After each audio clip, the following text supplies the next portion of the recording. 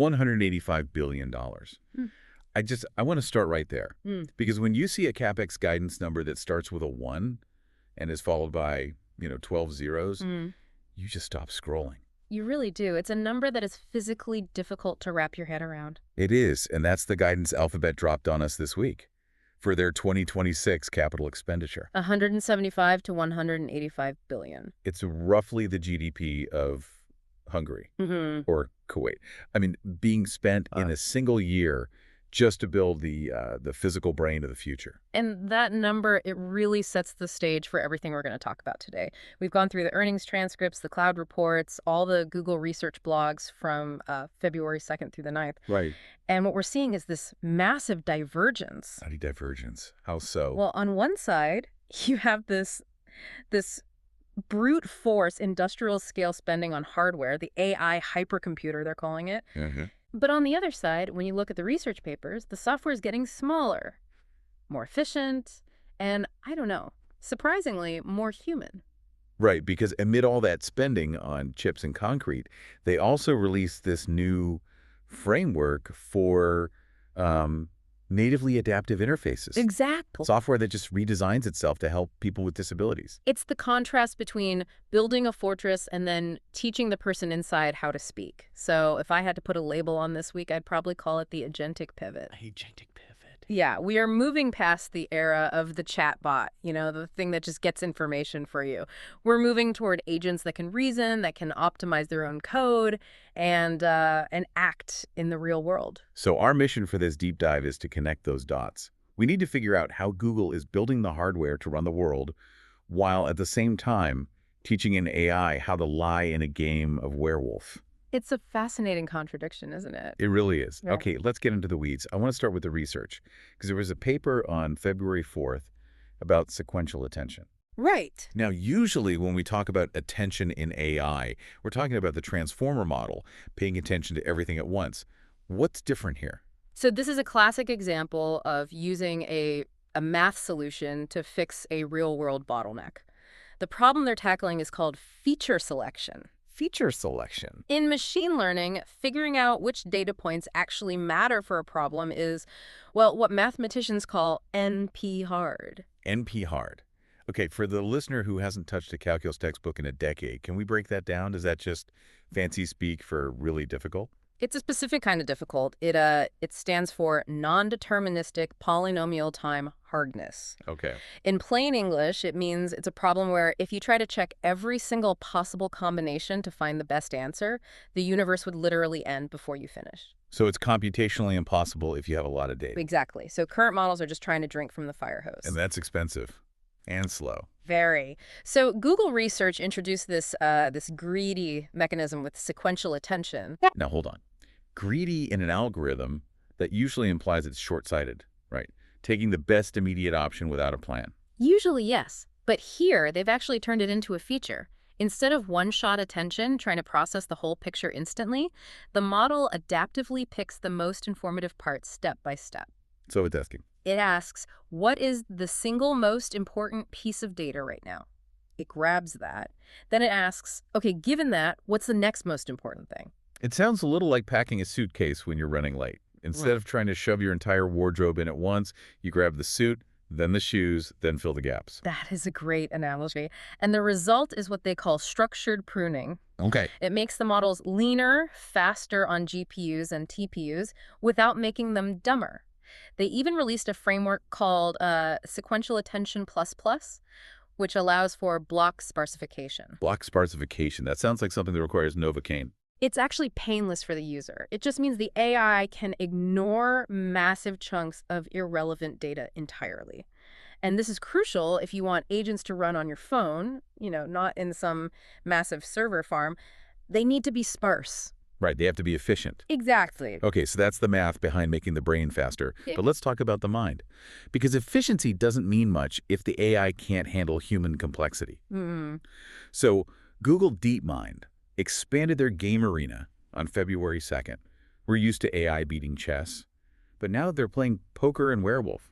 Why does that matter so much? This is such a critical shift. Chess is a game of perfect information. You see the board, I see the board. The best calculator wins. But the real world isn't chess. The real world is full of hidden information. It's messy. And that's where poker and werewolf come in. Precisely. In poker, you have to calculate risk based on cards you can't see. But werewolf, that's another level. It requires social deduction. So you have to navigate ambiguity, build consensus, and figure out who's lying to you. Or successfully lie to them. And the new models, Gemini 3 Pro and Gemini 3 Flash, they're top in the leaderboards here. They are, and I think we should really just pause on that for a second. We aren't just teaching an AI to calculate probabilities. We are teaching it how to bluff. That is both impressive and, I have to say, a little bit terrifying. I mean, if you want an AI agent to negotiate a vendor contract, sure, it needs to know the other side might be hiding something. Right. But are we comfortable with software that is better at lying than we are? It raises a huge question about trust. But you have to look at the utility, too.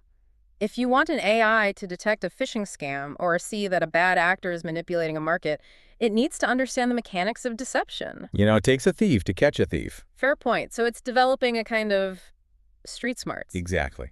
And if we pivot from games to, well, life and death, we see where this reasoning becomes vital.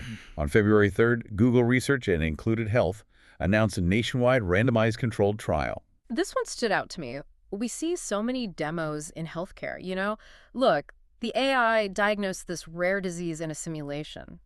Right, but you're saying this isn't a simulation. No, this is the real deal. Pending IRB, that's the Institutional Review Board approval, they're moving from retrospective data, looking at old charts, to prospective evidence in real-world virtual care. So, real patients, real doctors, real-time AI assistants. Yes. They're testing how a conversational AI handles actual patients with actual concerns. It's the difference between a flight simulator and flying a plane full of passengers. Why? It shows a level of confidence that these models are ready to leave the lab. And speaking of leaving the lab, there was one more research nugget that caught my eye. February 9th, Perch 2.0. This is the bird listening AI, right? Originally, yes. Trained on terrestrial vocalizations, birds, land animals. But what's so fascinating here is the domain transfer. Okay. They took Perch 2.0 and they applied it to underwater acoustics. Wait, so it learned on sparrows and robins, and then it just figured out how to listen to humpback whales. Whales, dolphins, manatees, yeah. And here is the kicker. They successfully transferred the model to underwater audio without needing huge amounts of underwater training data. How is that even possible? The physics of sound in water is totally different from air.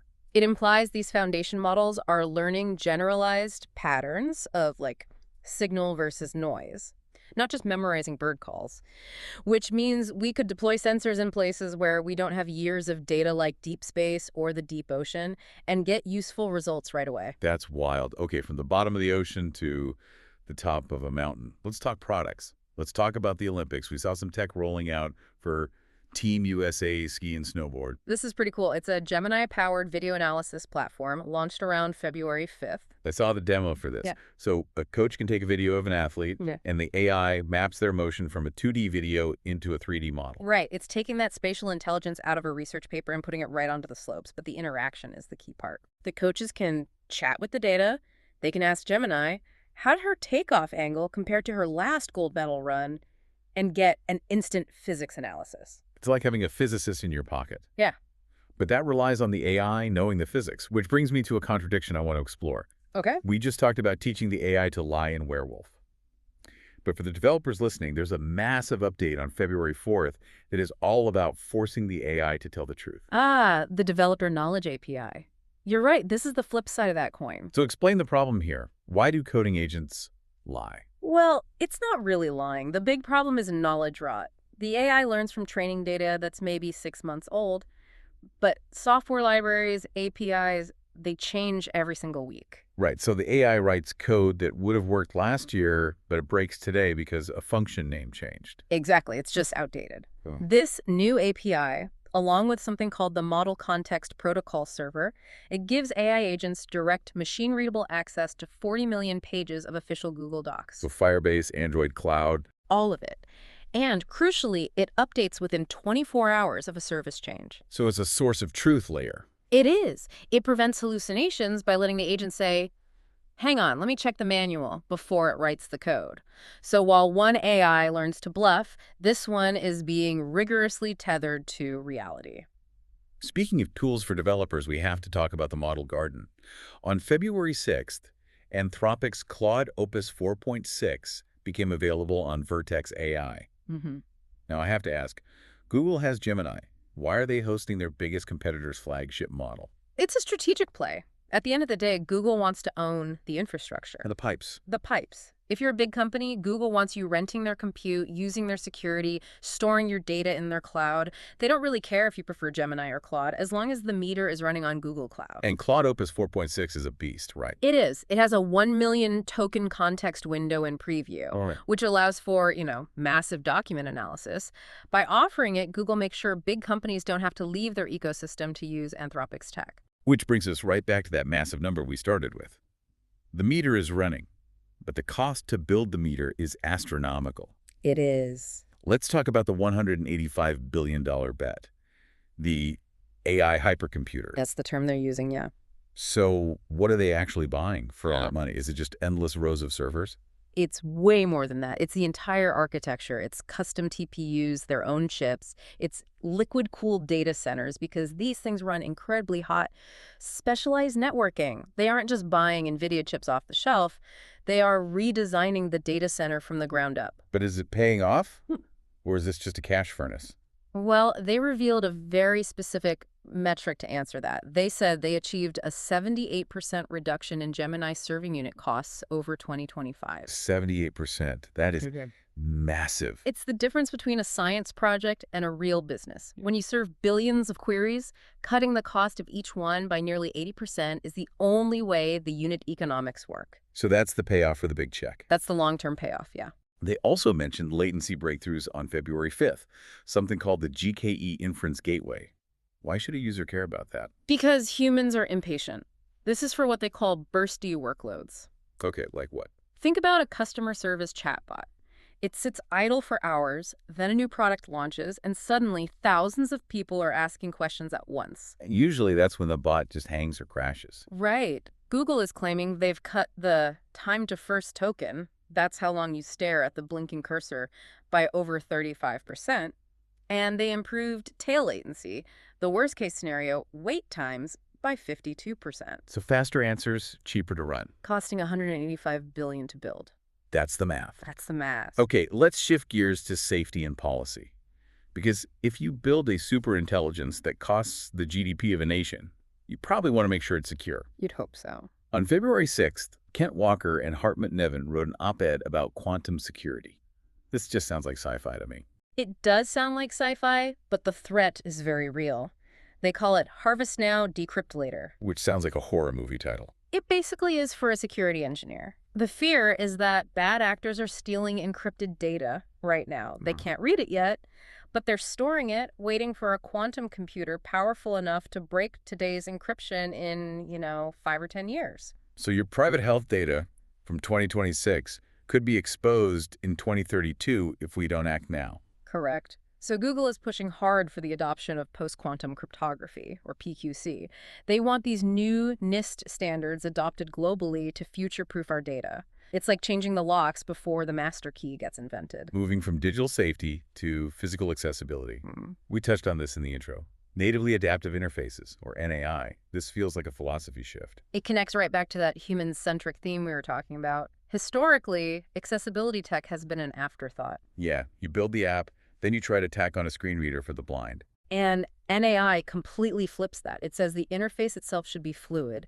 It's a framework where the AI redesigns the user interface in real time based on what the user needs. They mentioned the curb cut effect. Right. The classic example is when cities cut curbs for wheelchairs. They accidentally helped parents with strollers, travelers with suitcases, everyone. So designing for disability benefits everybody. NAI is the digital version of that. They showed off a tool called Grammar Lab, an AI tutor for ASL American Sign Language and English that they co-developed with RTNTD. So it's not just translating, it's adapting the teaching style to the user. Exactly. And by baking this into the core of AI agents, they believe these systems will just be better for everyone. One last safety note, a bit more in the weeds. February 6th, a security fix for something called bucket squatting. I love the name, but hate the vulnerability. Right. Basically, in Gemini Enterprise, there was a risk where if you named a storage bucket something predictable, a hacker could claim that name, first squat on it, and maybe intercept data. Like registering a domain name before a company can, but for cloud storage. Similar idea. Google fixed it, but it just shows the operational reality here. As we make these agents more autonomous, the basic plumbing of the cloud becomes a huge attack surface. So before we wrap up, let's look at who is actually using this stuff. We have some numbers on the public sector from February 3rd. We do. A survey showed 55% of public sector leaders are already leveraging AI agents. Over half. That seems incredibly high for government. I usually picture them still using fax machines. It is surprisingly high, but it makes sense when you think about the work. So much of government is just processing forms and text and regulations. If you can automate that, the ROI is immediate. And finally, back to nature. We talked about whales, but on February 2nd, there was an update on biodiversity. Yeah, they're sequencing the genomes of 13 endangered species, including the kakapo parrot. The chubby, flightless parrot. I love those guys. They're very charismatic, but the tech story here is Deep Variant and Deep Polisher. These are AI tools that reduce sequencing costs from billions, literally what the Human Genome Project costs, down to thousands, and the time from years to just days. So we're saving species with the same underlying tech we use to serve ads and play poker. That's the paradox of general-purpose technology. So let's bring this all together. We've covered a lot of ground, from multi-billion-dollar data centers to parrots. What's the story of this week? Well, if you connect the dots, you see this sort of pincer movement. On the bottom layer, Google is securing the physical world. The fortress. The fortress. The $185 billion in infrastructure, the liquid cooling, the quantum-proof encryption. And inside the fortress? Inside, they're releasing software that's becoming rapidly more agentic. It's not just retrieving info anymore. With the game arena, it's learning to reason socially, to detect deception. Right. With the developer knowledge API, it's learning to code with a verified source of truth. With NAI, it's learning to adapt to the human user. So it's becoming less of a tool you use and more of a coworker you collaborate with. A coworker who is getting faster and cheaper and arguably more socially intelligent than some of us.